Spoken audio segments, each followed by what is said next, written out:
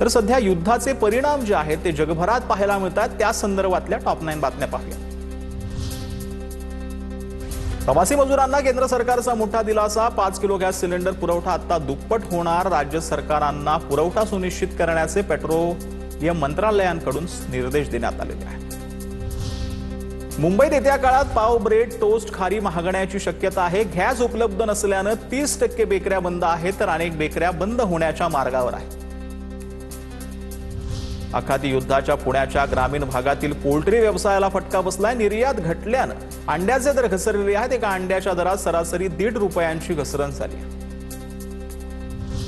जळगावच्या सराफा बाजारात सोन्या चांदीच्या दरात घसरण झाली आहे। सोन्याच्या भावामध्ये 1000ची तर चांदीच्या भावात 2000ची घसरण आहे। सोन्याचे भाव जीएसटी सह 1,51,616 रुपये, तर चांदीचे भाव जीएसटी सह 2,42,050 रुपयांवर आहे।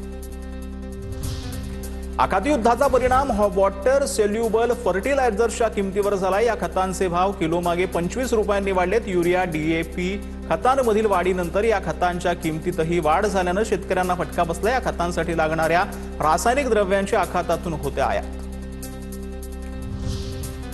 युद्धाच्या प्लास्टिक उद्योगावर परिणाम झालाय। प्लास्टिक वस्तूंच्या किमतीमध्ये 35 ते 40% वाढ झाली, तर दिवसाऐवजी आता प्लास्टिकच्या वस्तूंचा 10 ते 15 दिवसांनी पुरवठा। जळगावातील व्यावसायिकांना माहिती तर वाढल्याने प्लास्टिक वस्तू खरेदीकडे नागरिकांनी पाठ फिरवली। व्यावसायिक संकटात सापडले।